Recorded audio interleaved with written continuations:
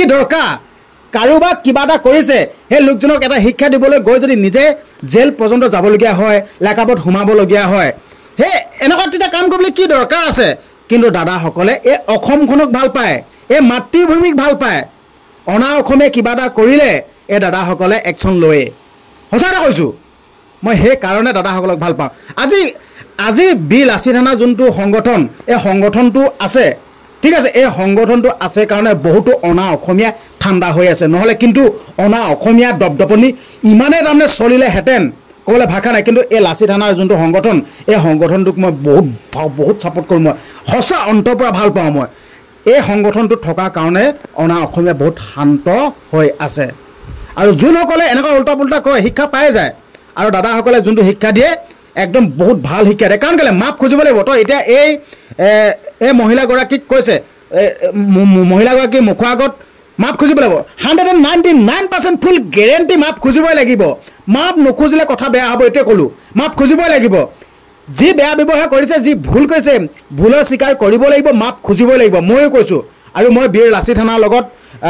একেলগতে নাথাকিব পাৰোঁ কিন্তু মই ছাপোৰ্ট কৰোঁ কিন্তু বীৰ লাচিত থানাৰ যোনটো সংগঠন সেই সংগঠনটোৰ লগত মই আছোঁ ক'লেও বেয়া নহয় মই ছাপোৰ্ট কৰোঁ কিন্তু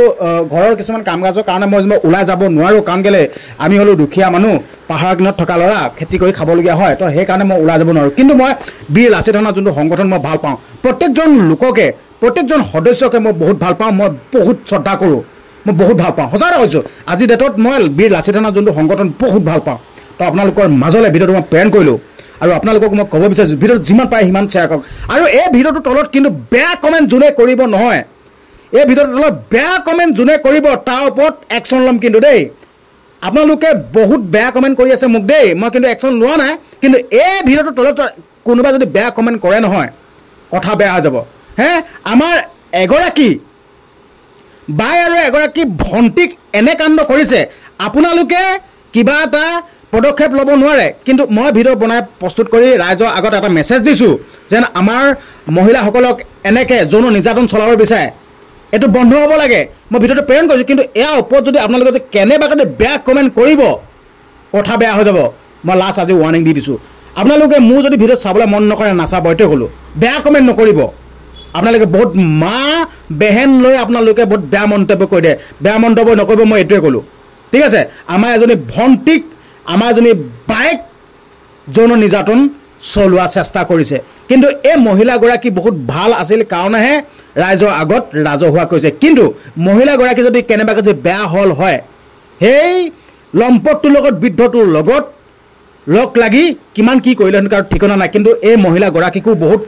ধন্যবাদ দিব লাগিব বহুত ধন্যবাদ কাৰণ কেলৈ এনে মহিলা ভাল মহিলা আছে কাৰণে আমাৰ সমাজখন ভাল হৈ আছে কিন্তু বহুত বেয়া মহিলাও আছে কিন্তু এই মহিলাগৰাকীক স্বীকৃতি দিব লাগিব এই মহিলাগৰাকী বহুত ভাল এগৰাকী মহিলা কাৰণ কেলৈ নিজৰ যোনটো ভৱিষ্যতৰ কথা নাভাবি কিছুমানে এনেকৈ মনে মনে থৈ দিয়েতো কৰিলে গোপনে ৰাখি থৈ দিয়েতো কিন্তু এই মহিলাগৰাকীয়ে যেন এই বৃদ্ধটোক শিক্ষা দিবৰ কাৰণে যেন ৰাজহুৱা কৈছে এই কথাটো কিন্তু মানিব লাগিব এই কথাটোত কিন্তু বহুত মই ধন্যবাদ দিছোঁ মহিলাগৰাকী আৰু বীৰ লাচিত থানাকতো ক'বই নালাগে বহুত ধন্যবাদ জনাইছোঁ আৰু এই মহিলাগৰাকীও মই বহুত ধন্যবাদ জনাইছোঁ আৰু শেষত এটা কথা ক'ব বিচাৰিছোঁ ভিডিঅ'টো অসমত এই ভিডিঅ'টো অসমত খলকনি সৃষ্টি কৰি থাকিব লাগিব এই ভিডিঅ'টো অসমত ইমূৰৰ পৰা সিমূৰলৈকে প্ৰত্যেকজন লোকে চাব লাগিব ভিডিঅ'টো যিমান পাৰে সিমান শ্বেয়াৰ কৰক লাইক কৰিব কমেণ্ট কৰিব আৰু লগতে প্ৰথমবাৰৰ বাবে যদি আহিছে মোৰ এই ভিডিঅ'টো যদি ছাবস্ক্ৰাইব কৰা নাই চেনেলটো যদি ছাবস্ক্ৰাইব কৰা নাই চেনেলটো ছাবস্ক্ৰাইব কৰি ল'ব ধন্যবাদ জয় আই অসম।